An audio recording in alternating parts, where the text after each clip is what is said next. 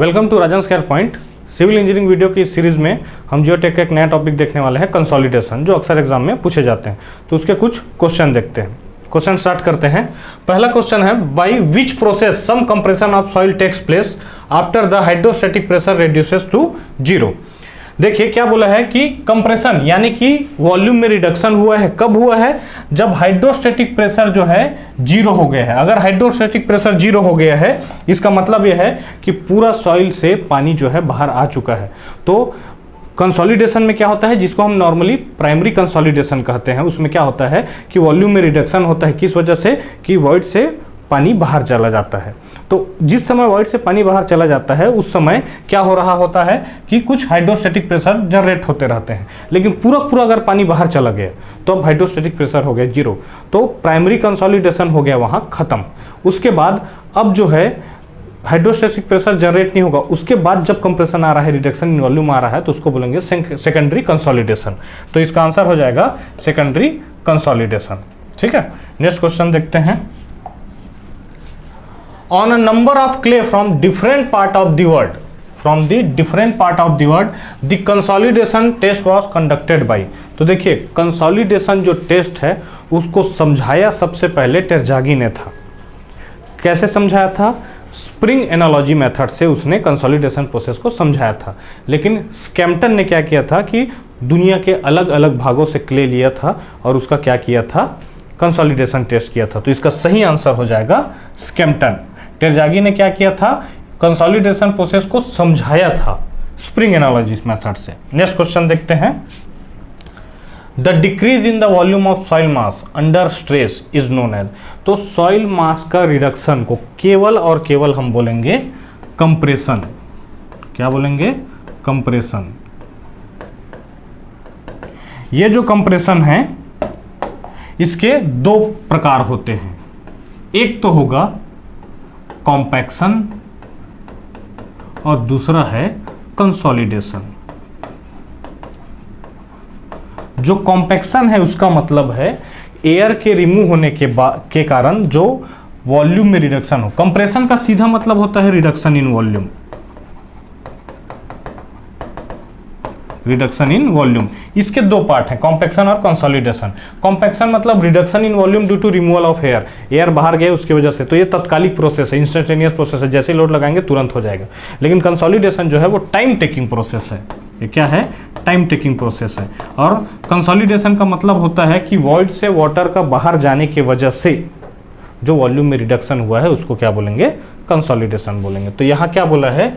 Reduction in volume, तो उसको बोलेंगे कंप्रेशन। ठीक, नेक्स्ट देखते हैं। Compression of soil under short duration. देखो जैसे आपको बताया था कॉम्पैक्शन जो है इंस्टेंटेनियस प्रोसेस है। किसकी वजह से? वाइब्रेटरी लोड की वजह से या स्टैटिक लोड की वजह से, लेकिन बहुत कम समय में हुआ हो तो उसको बोला जाता है क्या? Compaction. Next question. The pressure that built up in pore water due to load increment in the soil, तो उसको हम पोर वाटर प्रेशर कहते हैं, जिसको पिछले क्वेश्चन में और देखे थे हाइड्रोस्टैटिक प्रेशर। तो जब भी हम लोड लगाएंगे और उसके वॉइड में अगर पानी है तो वो जो प्रेशर जनरेट करेगा उसको एक्सेस पोर वाटर प्रेशर या पोर वाटर प्रेशर या हाइड्रोस्टैटिक प्रेशर कहेंगे। तो ये क्या हो गया? Access pore pressure. Next question. Every process involving a decrease in water content of a saturated soil without replacement of water by air। तो देखिए जो दो भाग पढ़े थे, एक पढ़े थे कॉम्पैक्शन, ये था reduction in volume due to removal of air. Air बाहर गया जिसके वजह से वॉल्यूम कम हुआ। इसमें बोला है कि डिक्रीज इन वाटर कंटेंट मतलब पानी बाहर निकल रहा है, उस वजह से वॉल्यूम में रिडक्शन हो रहा है, उसको क्या कहेंगे? ठीक है, तो वो क्या होता है? कंसोलिडेशन। पिछला क्वेश्चन में और देखे थे। नेक्स्ट क्वेश्चन देखते हैं। The mechanics of consolidation was demonstrated by. तो जो कंसोलिडेशन है उसको समझाया स्प्रिंग एनालॉजी मेथड से किसने था? पिछले क्वेश्चन में बात कर चुके हैं प्रीवियस क्वेश्चन में कि टेरजागी ने समझाया था, और जो स्कैम्पटन है उसने दुनिया के अलग अलग भागों से क्ले लेकर कंसोलिडेशन का टेस्ट किया था। Next question. When the degree of consolidation is 50%, about how much is the time factor.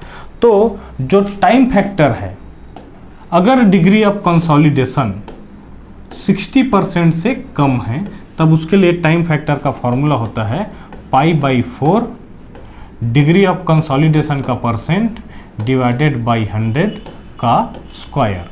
हमें यहाँ u का परसेंट दिया है 50%, ठीक है। तो यहाँ पर हम क्या लिख देते हैं, π/4, ये हो गया 50, ये हो गया 100 स्क्वायर, तो ये हो गया π/4 इंटू 1/2 का स्क्वायर यानी कि 1/4। इसको सॉल्व करेंगे तो ये लगभग 0.2 आता है, तो इसका आंसर हो जाएगा 0.2। नेक्स्ट क्वेश्चन,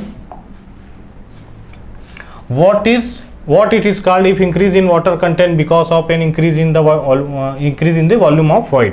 अगर वॉल्यूम ऑफ वाटर कंटेंट बढ़ने के वजह से वॉइड का अगर मात्रा बढ़ता है, वॉइड का अगर वॉल्यूम बढ़ता है, तो ऑब्वियस सी बात है कि पूरे सॉइल का वॉल्यूम भी बढ़ेगा। तो सॉइल का क्या हो रहा है, स्वेलिंग हो रहा है, सॉइल का इंक्रीमेंट हो रहा है, मतलब सॉइल का स्वेलिंग हो रहा है, तो इसको बोला जाएगा swelling. Hope you enjoyed this lecture, thank you.